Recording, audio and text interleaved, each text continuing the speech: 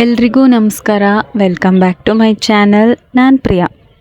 ಸಂಜೆ ಆದರೆ ಸಾಕು ಎಲ್ಲರಿಗೂ ಏನಾದರೂ ಸ್ನ್ಯಾಕ್ಸ್ ತಿನ್ನಬೇಕು ಅಂತ ಅನ್ನಿಸ್ತಾ ಇರುತ್ತೆ.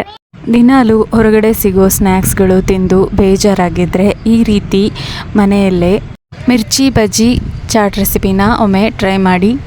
ಟೇಸ್ಟ್ ಹೇಗಿರುತ್ತೆ ಅಂತ ಕಮೆಂಟ್ ಮಾಡಿ ತಿಳಿಸಿ. ಕಾಮನ್ ಆಗಿ ನಾವು ಮಿರ್ಚಿ ಬಜ್ಜಿಗೆಲ್ಲ ಹಾಕೋ ರೀತಿಯೇ ಇದಕ್ಕೂ ಕಡಲೆ ಹಿಟ್ಟನ್ನು ತೊಗೊಂಡಿದ್ದೀನಿ 1 ಕಪ್ನಷ್ಟು. ಅದಕ್ಕೆ ಈಗ ನಾನು ರುಚಿಗೆ ತಕ್ಕಷ್ಟು ಉಪ್ಪನ್ನು ಹಾಕ್ಕೊಂಡಿದ್ದೀನಿ. ನಂತರ ಇದಕ್ಕೆ ಚಿಟಿಕೆ ಸೋಡಾನ ಕೂಡ ಆ್ಯಡ್ ಮಾಡಿಕೊಂಡು ಕಲಿಸ್ಕೊಳ್ತಿದ್ದೀನಿ. ನೆಕ್ಸ್ಟ್ ಈಗ ಇದಕ್ಕೆ ಅಜ್ವಾನನ ಕೈಯಲ್ಲೇ ಈ ರೀತಿ ಕ್ರಷ್ ಮಾಡಿ ಇದರಲ್ಲಿ ಹಾಕ್ಕೊಳ್ತಿದ್ದೀನಿ. ಅಜ್ವಾನ ಹಾಕ್ಕೊಳ್ಳೋದ್ರಿಂದ ಇದಕ್ಕೆ ಒಳ್ಳೆ ಘಮನೂ ಬರುತ್ತೆ, ಹಾಗೆ ಜೀರ್ಣಕ್ರಿಯೆನೂ ಸುಲಭವಾಗುತ್ತೆ.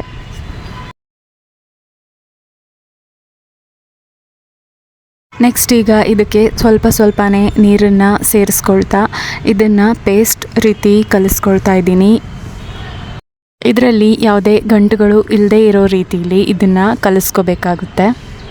ಸಾಮಾನ್ಯವಾಗಿ ಮನೆಯಲ್ಲಿ ನಾವೆಲ್ಲ ಬಜ್ಜಿನ ಮಾಡ್ತಾನೆ ಇರ್ತೀವಿ, ಆದರೆ ಈ ರೀತಿ ಡಿಫ್ರೆಂಟಾಗಿ ಒಮ್ಮೆ ಟ್ರೈ ಮಾಡಿ ನೋಡಿ. ಮನೆಯಲ್ಲಿ ಎಲ್ಲರೂ ತುಂಬಾ ಇಷ್ಟಪಟ್ಟು ತಿಂತಾರೆ.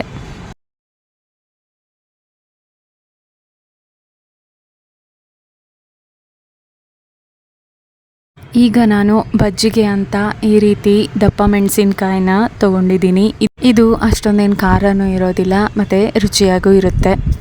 ಇದನ್ನು ಈಗ ನೀರಲ್ಲಿ ವಾಶ್ ಮಾಡಿಕೊಂಡು ಒಂದು ಕಡೆ ಎತ್ತಿಟ್ಕೊಳ್ತಿದ್ದೀನಿ. ನೆಕ್ಸ್ಟ್ ಈಗ ನಾನು ಚಾಟ್ನ ರೆಡಿ ಮಾಡೋಕ್ಕೆ ಅಂತ 2 ಈರುಳ್ಳಿನ ತೊಗೊಂಡಿದ್ದೀನಿ. ಇದನ್ನು ಸಣ್ಣದಾಗಿ ಕಟ್ ಮಾಡ್ಕೊಂಡಿದ್ದೀನಿ, ಹಾಗೆ ಸ್ವಲ್ಪ ಕೊತ್ತಂಬರಿನೂ ಸಣ್ಣದಾಗಿ ಕಟ್ ಮಾಡ್ಕೊಂಡು ಇಟ್ಕೊಂಡಿದ್ದೀನಿ.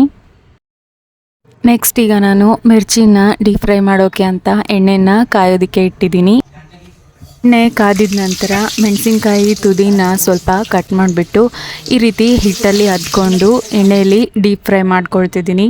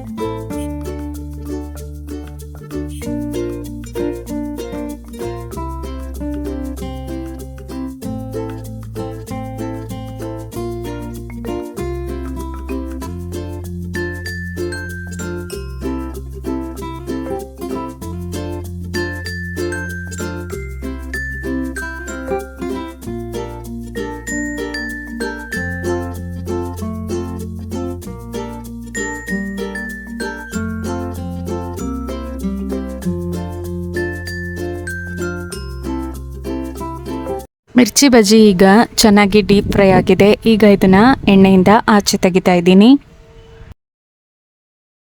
ನೆಕ್ಸ್ಟ್ ಈಗ ನಾನು ಮಿರ್ಚಿ ಬಜ್ಜಿ ಚಾಟ್ನ ಮಾಡೋದಕ್ಕೆ ಕಟ್ ಮಾಡ್ಕೊಂಡಿರೋ ಈರುಳ್ಳಿ ಮತ್ತು ಕೊತ್ತಂಬರಿನ ತೊಗೊಂಡಿದ್ದೀನಿ. ಜೊತೆಗೆ ಇಲ್ಲಿ ಕಡಲೆ ಪುಡಿನ ತೊಗೊಂಡಿದ್ದೀನಿ. ಕಡಲೆ ಪುಡಿ ಮಾಡಿರೋ ವಿಡಿಯೋನ ಲಿಂಕ್ ಡಿಸ್ಕ್ರಿಪ್ಷನಲ್ಲಿ ಹಾಕಿದ್ದೀನಿ, ಇಂಟ್ರೆಸ್ಟ್ ಇದ್ದರೆ ನೋಡಿ. ಮಿರ್ಚಿ ಬಜ್ಜಿನ ಈ ರೀತಿ ಮಧ್ಯದಲ್ಲಿ ಸೀಳ್ಕೊಳ್ತಾ ಇದ್ದೀನಿ.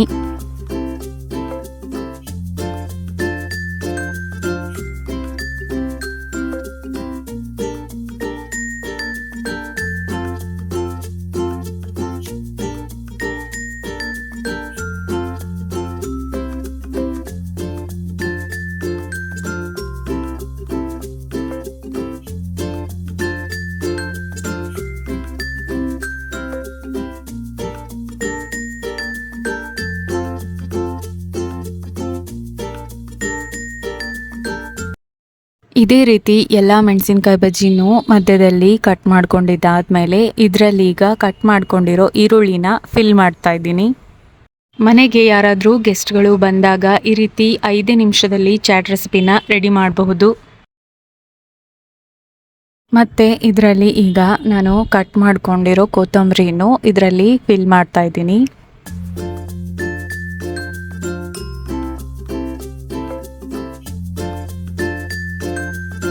ಕಾಮನ್ ಆಗಿ ಎಲ್ಲರ ಮನೆಯಲ್ಲೂ ಹುರುಗಡ್ಲೆಯ ಚಟ್ನಿ ಪುಡಿ ಇದ್ದೇ ಇರುತ್ತೆ. ಅದನ್ನೇ ಈ ರೀತಿ ಚಾಟ್ ರೆಸಿಪಿಗೆ ನಾನು ಯೂಸ್ ಮಾಡ್ಕೊಳ್ತಾ ಇದ್ದೀನಿ. ಇದಕ್ಕೆ ನಾನು ಈರುಳ್ಳಿ ಕೊತ್ತಂಬರಿ ಎಲ್ಲ ಫಿಲ್ ಮಾಡಿದ್ದಾದಮೇಲೆ ಕೊನೆಯದಾಗಿ ಚಟ್ನಿ ಪುಡಿನ ಇದ್ರ ಮೇಲೆಲ್ಲ ಈ ರೀತಿ ಉದುರಿಸ್ಕೊಳ್ತಾ ಇದ್ದೀನಿ. ಬೇಕಾದರೆ ನೀವು ಇದಕ್ಕೆ ಚಾಟ್ ಮಸಾಲಾನ ಕೂಡ ಯೂಸ್ ಮಾಡ್ಕೋಬಹುದು. ಬಿಸಿ ಬಿಸಿ ಕ್ರಿಸ್ಪಿಯಾಗಿರೋ ಮಿರ್ಚಿ ಬಜ್ಜಿ ಚಾಟ್ ರೆಡಿಯಾಗಿದೆ. ಈವ್ನಿಂಗ್ ಸ್ನ್ಯಾಕ್ಸ್ಗೆ ಇದು ತುಂಬಾ ಚೆನ್ನಾಗಿರುತ್ತೆ. ಇನ್ಸ್ಟಂಟಾಗಿ ಮನೆಯಲ್ಲೇ ಚಾಟ್ ರೆಸಿಪಿನ ಮಾಡ್ಕೋಬಹುದು. ವಿಡಿಯೋ ಇಷ್ಟ ಆಗಿದ್ರೆ ಪ್ಲೀಸ್ ಲೈಕ್ ಮಾಡಿ, ಶೇರ್ ಮಾಡಿ, ಕಮೆಂಟ್ ಮಾಡಿ. ಕೊನೆವರೆಗೂ ವಿಡಿಯೋನ ನೋಡಿದ್ದಕ್ಕೆ ಧನ್ಯವಾದಗಳು.